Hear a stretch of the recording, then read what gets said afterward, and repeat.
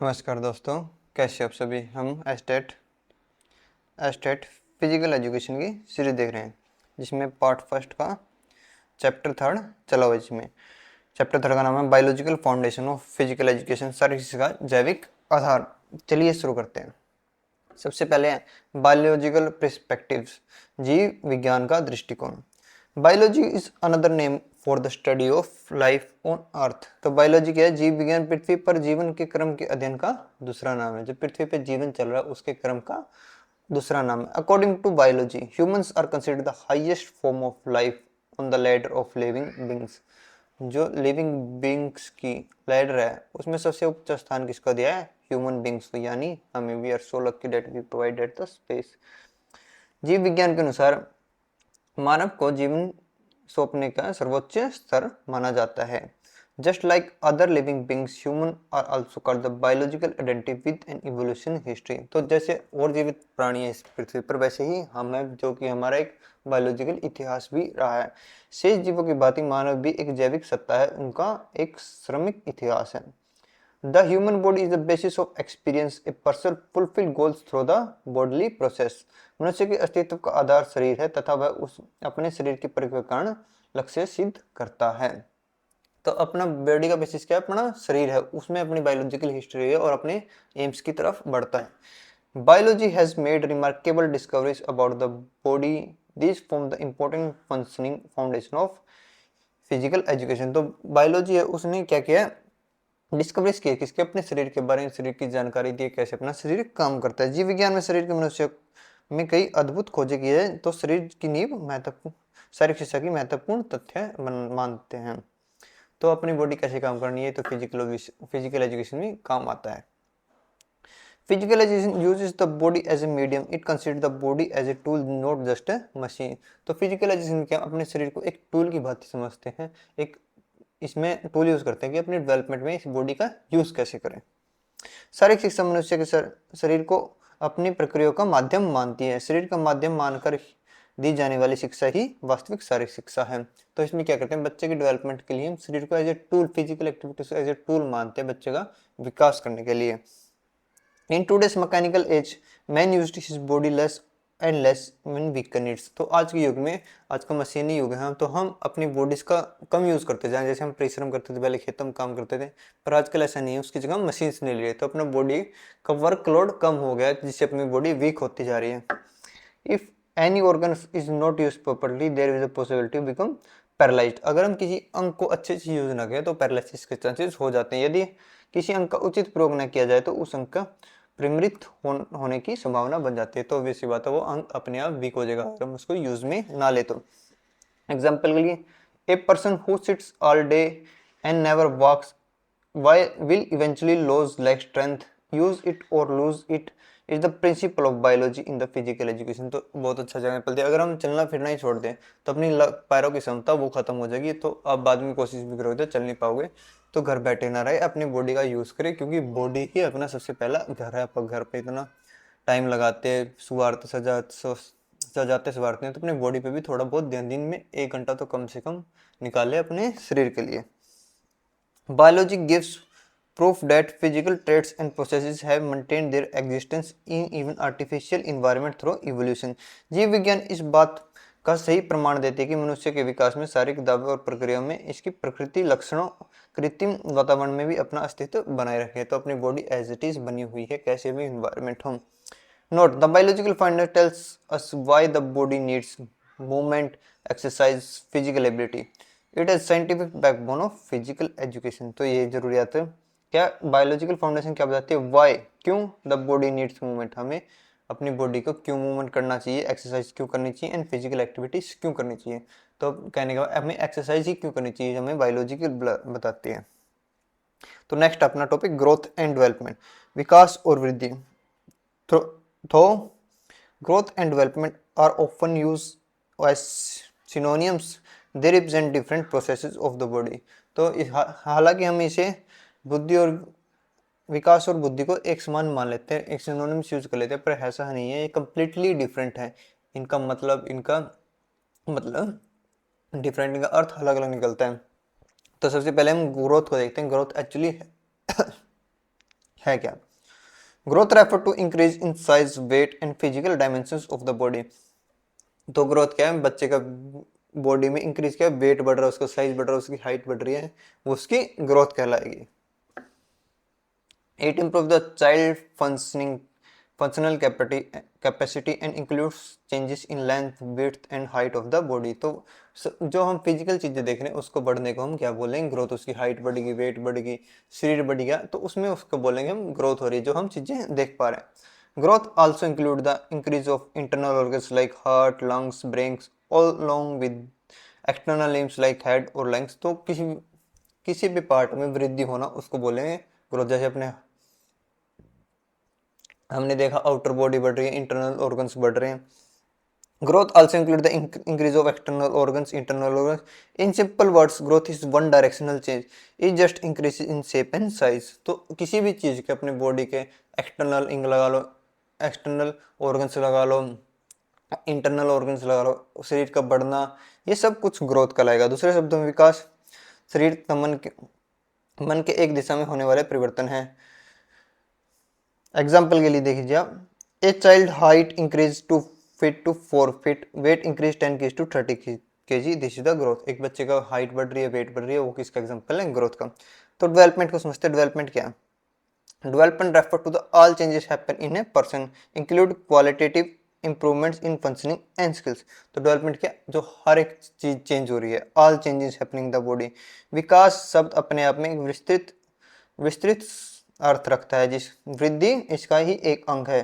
तो बड़ा दो सर्कल बनाए तो बाहर डेवलपमेंट होगी, अंदर ग्रोथ होगी। तो डेवलपमेंट का एक पार्ट है ग्रोथ।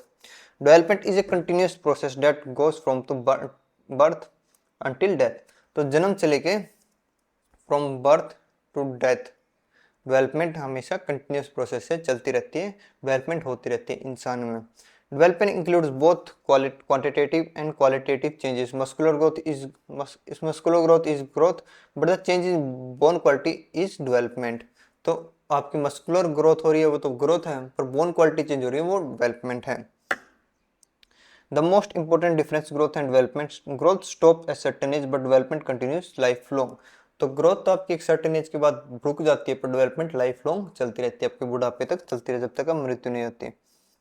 एग्जाम्पल के लिए, ए 20-year-old can do a task a 5-year-old infant cannot do it। Development, but the child bones becoming harder and denser over year। Development not just growth. तो development क्या है? विकास है, जो होता है कुछ एक टास्क 5 ईयर बच्चा नहीं कर पा रहा, 20 ईयर्स एक ओल्ड व्यक्ति कर पा रहा है, तो इसमें डेवलपमेंट हो रही है उसकी। नोट की exam points, growth quantitative can be measured height, weight and size। development qualitative improve in ability, intelligence and skills। तो एग्जांपल के लिए हम बात करें तो बच्चे का छोटा सा बड़ा होना क्या है? उसकी ग्रोथ हो रही है। डेवलपमेंट में उसकी इंटेलेक्चुअल भी बढ़ रही है, उसकी स्किल्स भी बढ़ रही है। मान लो आज मैं 30 साल का हो गया, मेरी ग्रोथ रुक गई, इसके बाद मेरी ग्रोथ कम होना शुरू होगी, पर क्या मेरी एबिलिटीज, मेरी जो मेरी क्षमताएं हैं वो वहीं रुक गई? मैं कुछ नया सीख पा रहा हूँ। ऑब्वियसली बच्चा जन्म से लेके बुढ़ापे तक हमेशा कुछ ना कुछ सीखता रहता है, डेवलपमेंट होती रहती है, बोन डेंसिटी चेंज होती है, स्किल्स आ जाती है, इंटेलेक्चुअल चेंज होती है, वाइजनेस आ जाती है, नॉलेज आ जाती है। सो सब चीजें डेवलपमेंट में आएगी। की डेफिनेशंस ऑफ डेवलपमेंट, विकास की परिभाषाएं इंग्लिश एंड इंग्लिश के द्वारा। Development is a continuous process of change that occurs over a long time in a body system. विकास शरीर व्यवस्था में लंबे समय होने वाली सतत परिवर्तन में का एक अनुक्रम है। PH Mussen, development is continuously occurring process that begins from pregnancy and continues up to the mature stage। Ira G. Garden, development is the process that continues from birth until the person achieves his full development। E.B. Hurlock, development is a regular, sequential and well-organized process of progressive changes direction toward maturity। तो सबका कहना है कि development हमेशा चलती रहती है, एक पॉइंट से जन्म से लेके मृत्यु तक हमेशा सतत प्रक्रिया है, कंटिन्यूस प्रोसेस है। Types of growth and development, अब इसके प्रकार देखेंगे, वृद्धि तथा विकास के विभिन्न रूप। सबसे पहले है फिजिकल डेवलपमेंट, हमारा शरीर की डेवलपमेंट और हाइट, वेट, साइज इंक्रीज, ये बढ़ रहा है। मेंटल डेवलपमेंट, रीजनिंग एबिलिटी आती है, लर्निंग एबिलिटी आती है, हम तर्क ढूंढ, लॉजिक एबिलिटी आती है, संवेदन, एकाग्रता, सृजनता, स्मरणता, काल्पनिक क्षमता आदि बढ़ती है। इमोशनल डेवलपमेंट, हमें संवेदनशीलता आती है। Social development, social qualities improve होती है। तो ये कुछ आयाम है मोरल एंड कैरेक्टर डेवलपमेंट के। नेक्स्ट आपका एज एंड जेंडर कैरेक्टरिस्टिक्स, आयु तथा लिंग की विशेषताएं। सबसे पहला कैरेक्टरिस्टिक ऑफ इन्फेंसी स्टेज, तो इसमें डिफरेंट स्टेजेस ऑफ डेवलपमेंट पढ़ेंगे। सबसे पहले अपनी इन्फेंसी के बाद early childhood, letter childhood, teen age, adolescence, ये सब चीज़ें हम पढ़े हुए। तो इसकी एज ग्रुप के होते हैं 0 से 2 years. Infancy is the stage where the process of learning is extremely intense. तो इसमें जो प्रोसेस है वो ज़्यादा ही तीव्र गति से होती है लर्निंग की। Characteristics, rapid growth and development, very fast growth in physical, mental and social aspect. जो छोटा बच्चा हो वो बहुत जल्दी हमें बढ़ता हुआ दिखाई देता है, तो ग्रोथ रैपिड होती है। डेवलपमेंट भी, वो सीखता भी जल्दी है, साइज उसका जल्दी बढ़ता है। Dependent on others, the infant depends on parents on all basic needs. तो छोटा बच्चा शिशु है 0 से 2 साल तक हर एक चीज़ के लिए अपने पेरेंट्स पे डिपेंड होता है। Self assertion, the child always consider himself right और wrong, right and others wrong. तो छोटा बच्चा खुद को हमेशा सही समझता है और दूसरों को गलत समझता है। Period of make believes and fantasy, child love imaginary story, fairy tales and toy. तो छोटा बच्चा हमेशा कल्पनाओं में रहना चाहता है। Selfish and unsocial, child is very selfish, does not care about social rule. तो छोटा बच्चा हमेशा स्वयं के लिए सोचता है, वो सोशल रूल्स को नहीं मानता। छोटा बच्चा, उसको क्या पता होगा। Emotional unstable, child emotions are strong but momentaries are and unstable. तो जो छोटे बच्चे की इमोशंस आपने देखा होगा, जल्दी खुश हो जाता है, जल्दी रोने लग जाता है, जल्दी भावुक हो जाता है। तो कुछ ये करेक्टरिस्टिक है इन्फेंसी जो 0 से 2 साल तक के बच्चे की हैं। Mental development characteristic, instinct of curiosity, infants have extreme curious, they want to know everything around them. तो अपने आसपास की जो चीज़ें उन सब के बारे में वो जानना चाहते हैं, क्यूरियस हैं। Mentally not develop, at this the child can not think, observe, conclude और रिमेंबर क्विकली। तो मेंटली उस समय वो थोड़े वीक होते हैं, नॉट डेवलपमेंट। वो ना तो थिंक सोच पाते हैं, ना ऑब्जर्व कर पाते हैं, ना कंक्लूड कर पाते हैं। Rote memory, infant tends to memorise the repetition without understanding. तो हम उन्हें बार बार बोल के चीज़ें याद कराते हैं, वो अंडरस्टैंडिंग सिर्फ रट्टा मारते हैं। चीज़ों को हम बोलते हैं पापा बोलो, मम्मी बोलो, बार बार उसको बोल कर ये चीज़ें याद कराई जाती हैं। Creativity, infants have abundant creativity, they have to be seen breaking and making things। तो उनके पास क्रिएटिविटी अच्छी होती है। Time concept not develop, times unlike yesterday, today, month, year are not useful for infant। उन्हें टाइम से लेना देना नहीं है, आजकल उनके लिए सब रात है। बिल्कुल छोटे बच्चों की बात करें। Sexual development, not know notable sexual development but the inclination process outcome. तो ऐसे मेजोरिटी रूप से हम देख नहीं पाते सेक्सुअल यौन यौन संबंधी विकास, यौन अंगों का कोई उल्लेखनीय विकास नहीं होता, परंतु यौन प्रवृत्तियों का विकास क्रम निरंतर चालू रहता है। तो सेक्सुअल ऑर्गन उस टाइम इतने डेवलप नहीं हो पाते। Development of language, child imitate sounds and word of elders around them. जो हम बोलते हैं वही वो सीखने की कोशिश करते हैं। लर्निंग बाय इमिटेशन, नकल से वो चीज़ें सीखते हैं। In fact start imitating by the behaviour of parents, siblings and other. जो उनके आसपास लोग हैं उनकी नकल करके वो चीज़ें सीखते हैं। Example, a baby who sees is mother waving bye bye will start doing the same, this is learning by imitation. तो हम बच्चे को बाय बाय करना सिखाते हैं, बच्चा भी अपने साथ बाय बाय करना शुरू कर देता है। मेन कैरेक्टरिस्टिक्स ऑफ चाइल्डहुड, बाल्यावस्था की प्रमुख विशेषताएं 3 से 13 साल तक के बच्चे की। Slow and study growth, growth at this stage is slow but continuous. तो आप इसमें क्या कर सकते हो, दो पार्टी बना सकते हो, एक 3 से 6 साल के और 6 से 12 साल के, या सीधा 3 से 13 साल तक के बच्चे के। तो आपकी इच्छा है। Independent child want to be do his work himself, he doesn't like others interference. तो बच्चा अपना काम स्वयं करना चाहता है। Emotionally stable and control, child starts hiding feelings and expressing them appropriately. तो इमोशनली स्टेबल और कंट्रोल, अपनी फीलिंग्स को कंट्रोल करना यहाँ पे शुरू कर देता है बच्चा। Developing social tendency, child participates in festival, cooperates with society. तो बच्चा सोशली एक्टिव होना शुरू हो जाता है। तो हाँ, इन्फेंसी में वो बिल्कुल सोशली एक्टिव नहीं था। Realistic realise attitude, child relates imagination to his real life and want to understand reality, तो सच्चाई को समझना वो शुरू कर देता है स्टेज में। Foundation of sentiments and complexes, permanent emotions related to patriotism, ethics and aesthetics are born, तो कुछ प्री डिफाइंड इमोशन उसमें विकास होना शुरू करती है। Sexual development, sexual desire remain dominate slowly awaken by the adolescence, तो इसमें थोड़ी थोड़ी शुरू होती है पर एडोलेसेंस में पूरा विकास हो जाता है सेक्सुअल डेवलपमेंट का। Intellectual development, child quickly absorbs new experience and start solving problem, तो इंटेलेक्चुअल बौद्धिक विकास भी उसका होना शुरू हो जाता है। एग्जाम्पल के लिए children at the age of 7 to 12 love group games like kho kho kabaddi, this reflect their social grouping tendency, तो इसमें सोशलाइजेशन होनी शुरू हो जाती है। नेक्स्ट हम अडोलसेंस की, जो अपनी 13 से लेके 19 तक चलती है, जिसे हम टीनेज भी बोल सकते हैं। Adolescence is the traditional age between childhood and adulthood, transitional age childhood से और अडल्टहुड के बीच में जो उसको बोलते हैं adolescence. The word come from the Latin word adolescence means to ripen, यह अवस्था बाल्यावस्था तथा युवावस्था के माध्यम से रखी किशोरावस्था तक का अर्थ परिपक्व होने लगता है। तो इसकी कुछ करेक्टरिस्टिक्स देख लेते हैं। Physical changes, many physical changes occur their significant influence the adolescence thinking and behaviour, तो प्यूबर्टी एज भी हम इसे बोलते हैं। Changes in interest, scientific changes in interest, adolescence want to make himself attractive, तो फिजिकल और इंटरेस्ट भी change होने लगता है, वो अपने आप को अट्रैक्टिव दिखाना शुरू कर देता है। Intense mental change, mental development reach its peak, imagination is also very intense, तो मेंटल चेंज भी उसके इंटेंस हो जाते हैं। Intensification of sex consciousness, sexual urges become very active, strong desire for opposite sex and interaction, तो इसी stage में बच्चा अपोजिट सेक्स के प्रति अट्रैक्शन होनी शुरू हो जाती है एडोलसेंस में। Self dependent, adolescent want to become self reliant and start thinking about career.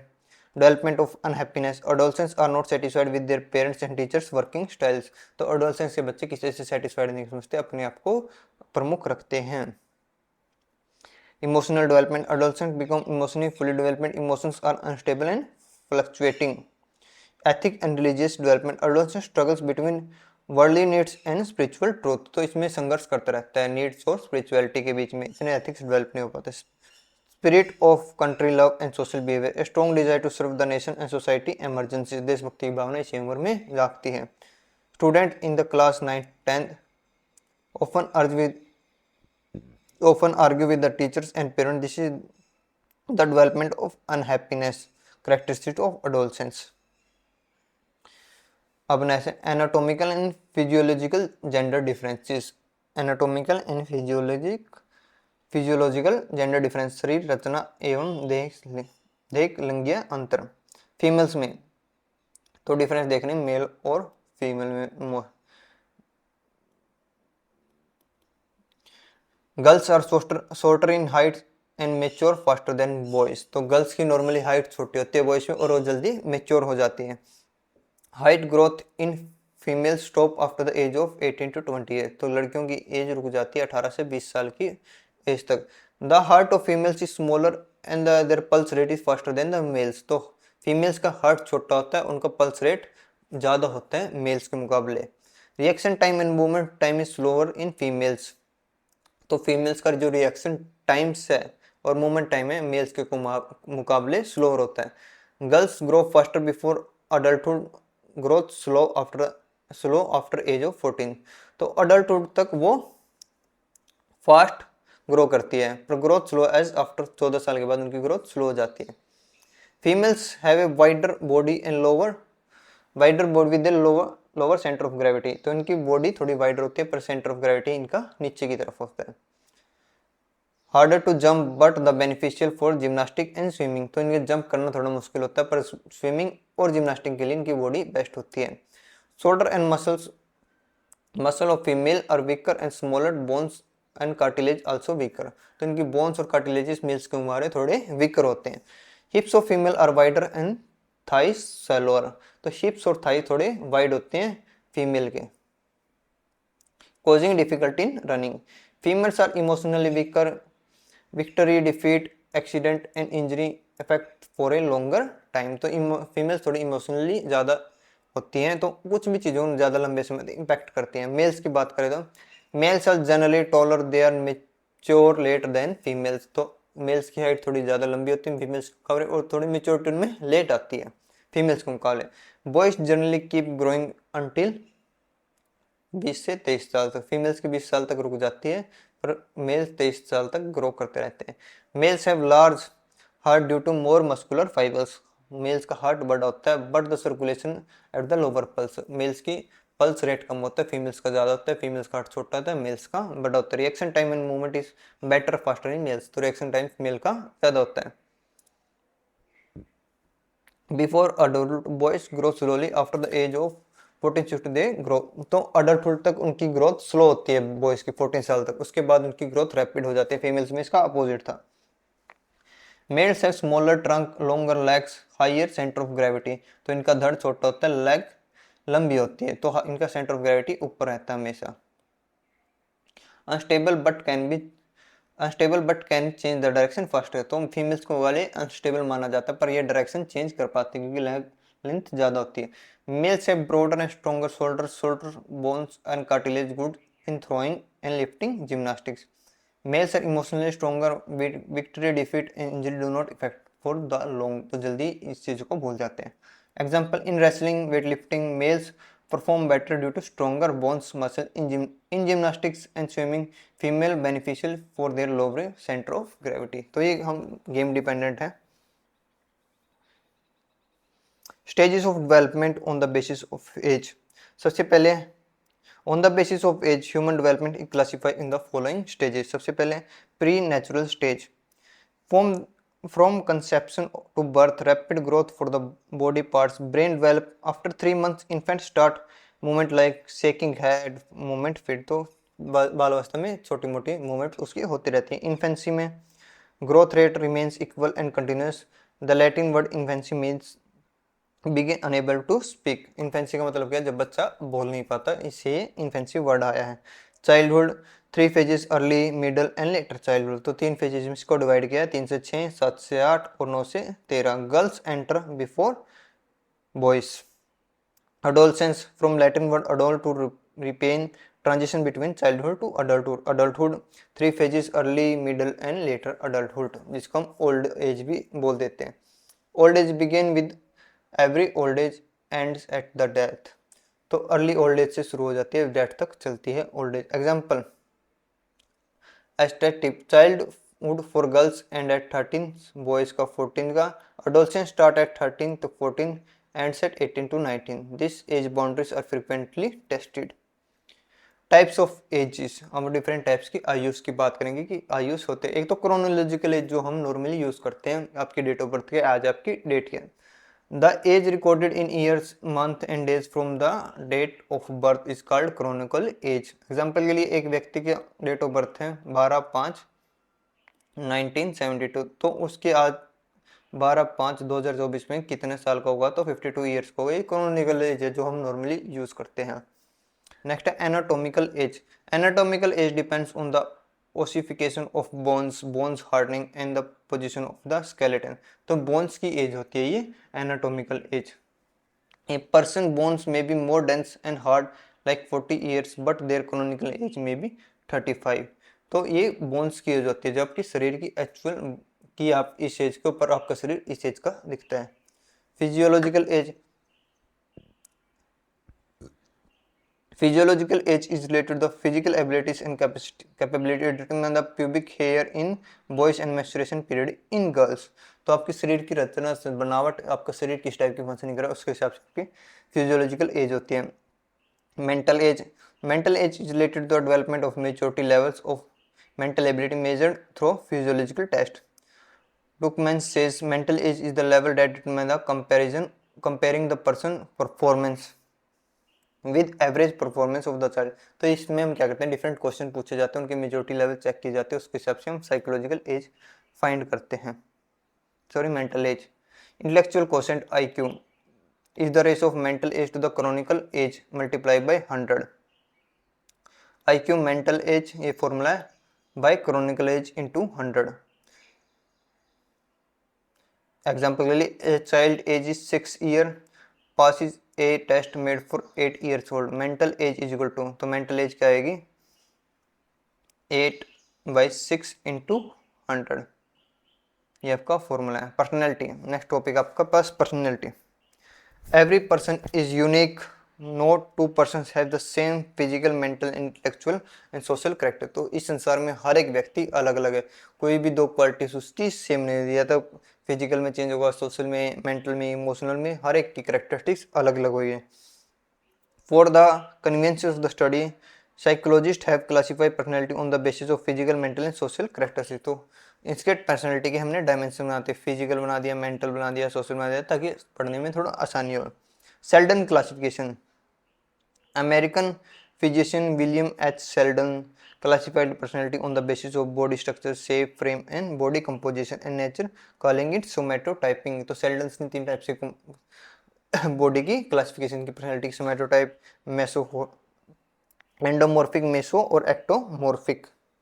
तो सबसे पहले endomorphic, fat, short body, loves comfort and food. तो इनकी जो शॉर्ट टॉर्सो वाले बंदे होते हैं, बॉडी थोड़ी शॉर्ट होती है और फैट होती है, उसको बोलते हैं हम एंडोमॉर्फिक। पूरे in speed, agility, good for power lifting and shot put and sumo wrestling, जो वेट ज़्यादा लिफ्ट कर पाते हैं।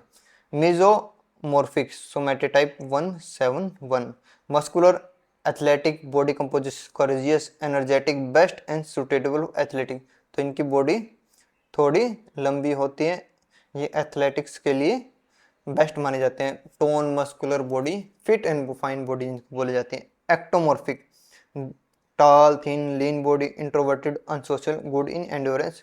तो ये थोड़े लंबे टाइप के व्यक्ति होते हैं, पर इतना बॉडी वेट नहीं होता है, तो एंड्योरेंस एक्टिविटीज में इनके लिए प्रेफर की जाती है। अब personality type, viscerotonia, easy going, pleasing and sociable, somatic, energetic, courageous and risk, cerebrotonic, thoughtful and introverted and sensitive. तो ये पर्सनैलिटी टाइप्स के कुछ इन्होंने क्लासिफिकेशन बनाते हैं। Note, somatotypic scale, Sheldon use 1 to 7 scale, 1 for lowest, 7 for highest. Example के लिए 171 हमने यूज किया था। Low endomorphy, high mesomorphy and low ectomorphy. तो ये अपने 3 आ गए। एग्जाम्पल के for body builders 173, football players 4575, basketball 147। तो ये स्केल्स के हिसाब से की जाती है। क्रिसमर्स कृत classification, German physicist is Christmas classified personality in 3 bases on the body structure on his book Physics and Character। तो सबसे पैनिक, नाटाया, pyknic, short height, round shoulder, fat body, short neck, thin cheeks. तो छोटे और मोटे व्यक्ति इसको। Cheerful, social and extrovert, pleasure thinking. Athletic, muscular, strong body, wide shoulder, deep chest, agile and active, good at social adjustment। aesthetic, thin, tall, narrow shoulder, flat chest, self-centered, dreamer, introvert, Christmas called is schizoid। तो एक classification है। Next है, तो next आपके पास Jung's classification, जो कृत वर्गीकरण। Famous psychologist Charles जंग classify personality in 2 types, introvert and extrovert. Introvert क्या होते हैं, जो क्वाइट रहते हैं, सेल्फ फोकस रहते हैं, prefer natural environment, idealistic and takes time to decide. तो इंट्रोवर्ट जो सोशली कम एक्टिव होते हैं, अपने आप में खोए खोए रहते हैं, थोड़ा टाइम लेते हैं चीज़ों को डिसाइड करने में। Extrovert out going, people oriented, बाहर घूमने वाले होते हैं, लोगों से बातचीत करना नहीं पसंद होता है, क्विक डिसीजन ले सकते हैं, ऑब्जेक्टिव थिंकर्स होते हैं। पर असलियत में लगभग मोस्टली पीपल एम्बिवेलेंट होते हैं, जिनमें एक्सट्रोवर्ट और इंट्रोवर्ट दोनों टाइप की फीलिंग्स होती हैं। कई जगह पे मतलब कुछ प्रोपोर्शन इंट्रोवर्ट का होता है, कुछ प्रोपोर्शन एक्सट्रोवर्ट होता है, पर ये डिपेंड करता है कि ज़्यादा इंट्रोवर्ट है या ज़्यादा extrovert. A mix of both introvert and extrovert, pure introverts and extrovert are very real in life. तो प्योरली फॉर्म इनकी बहुत कम देखने को मिलती है, कुछ कुछ क्वालिटी दोनों की होती है। A physical education teacher who is extrovert will naturally connect better with the student during sports activity, while an introvert coach may excel in strategy and planning। तो हर दोनों की अपनी अपनी विशेषता ही होती हैं। स्पंगर्स स्प्रिंगरकृत वर्गीकरण। Edward Spranger classification personality into 6 types based on the social functioning, life values and situation in his book Types of Men। सबसे पहले cognitive, interest in knowledge, intellectual, poets, writers and philosophers, scientists। Aesthetics, interest in beauty, art, planning, painters, sculptors, dancers, musicians। Economical, understanding mindset, economist, industries and shopkeepers, trader।